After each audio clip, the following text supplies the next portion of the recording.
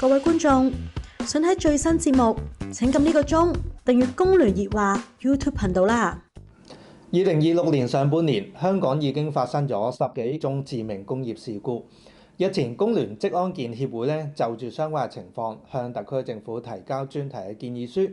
要求政府加強重視建造業嘅安全，設立零死亡目標，並且咧係為工作間猝死設立援助基金，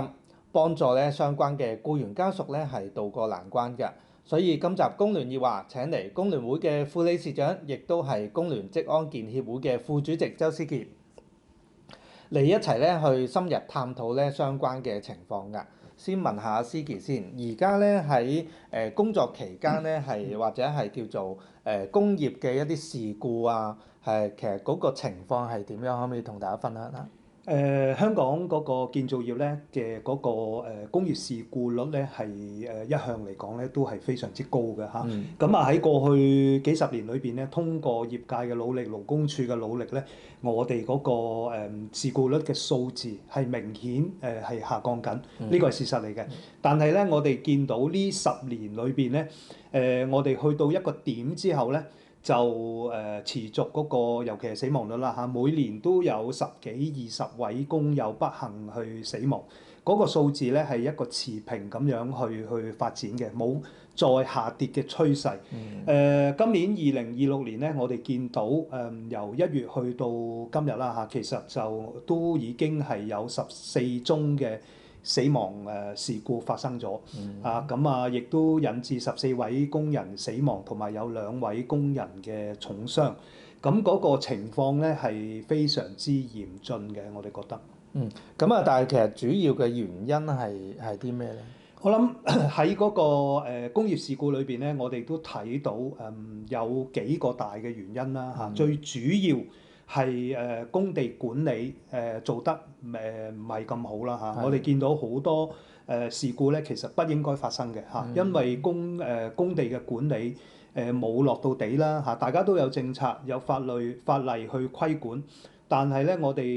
去到現場施工嗰陣時咧，可能就疏忽咗，令到我哋嘅僱員處喺一啲危險嘅情況之下。當然啦，我哋嘅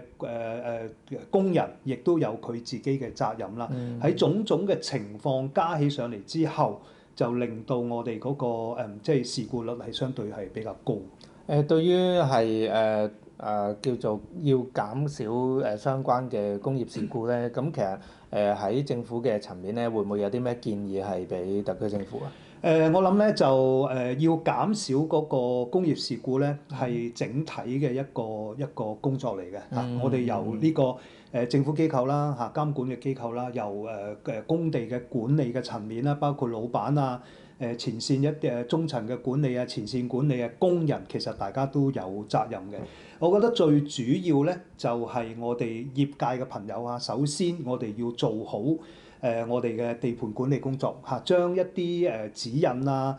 將一啲規矩啊做到足啊，有足夠嘅監管嘅人手。我哋嘅工人亦都要即係顧己及人啦，做好自己應該做嘅嘢，帶齊嗰個個人防護設施。喺工作期間咧係要非常警惕啦。咁喺政府嘅層面咧，我諗即係喺即係其實咁多年過去啦，我哋嘅勞工法例。我哋嘅一啲職安法例，我哋係咪需要去調節咧？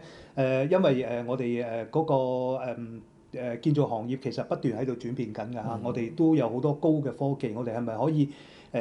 引入多啲高科技去幫助咧？我哋對於一啲工人嘅培訓係咪可以做多啲咧？我諗呢啲喺政府層面都可以做多啲嘅。咁我見咧早前提交嘅一啲建議書裏面咧，其中有一個係為工作間猝死嘅一啲情況咧，係設立援助基金㗎。咁其實點樣定義係工作間猝死啊？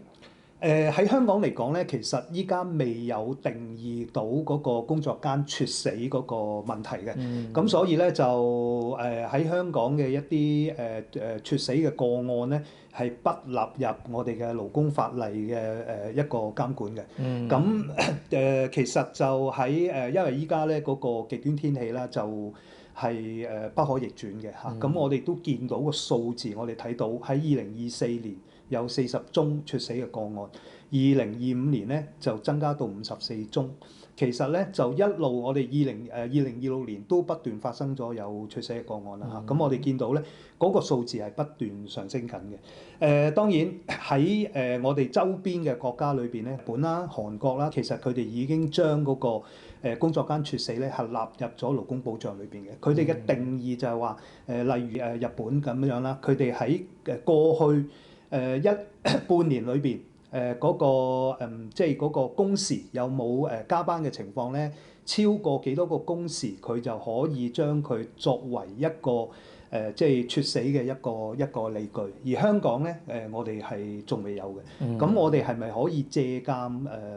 人哋依家已經執行緊嘅日本、韓國、台灣呢啲以嗰個超長工時？去定義嗰個工作間猝死嗰個含義咧，其實我哋根據我哋香港本地嘅調查，其實香港人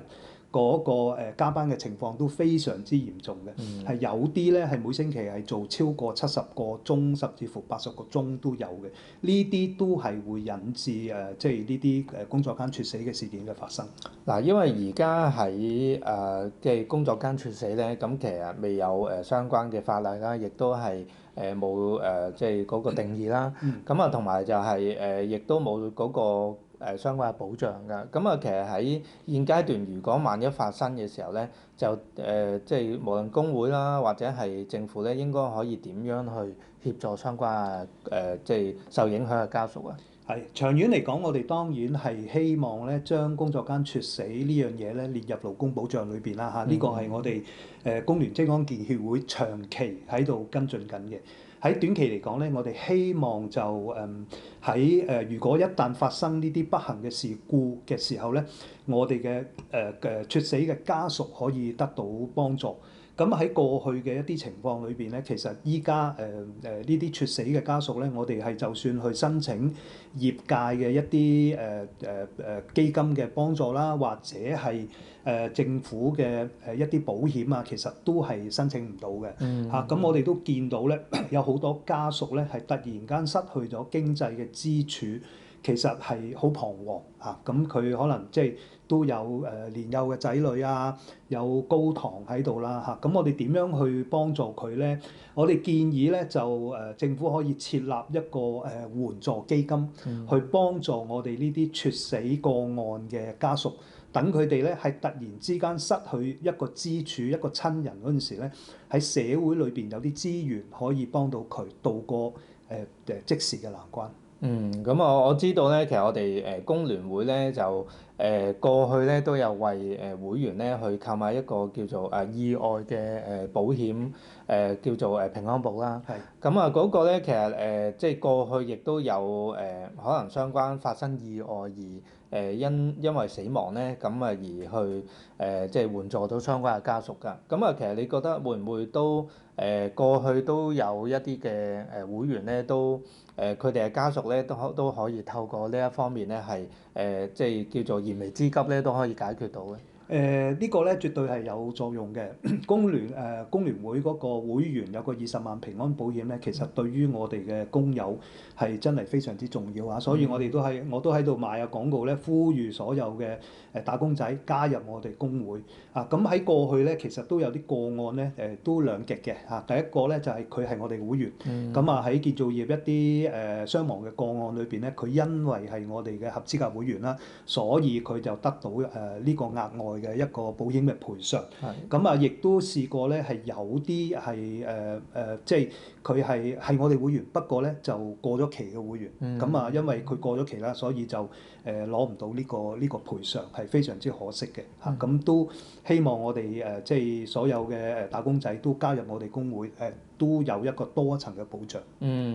我哋今集工聯熱話嚟到呢度啦，我哋下集再見啦，拜拜。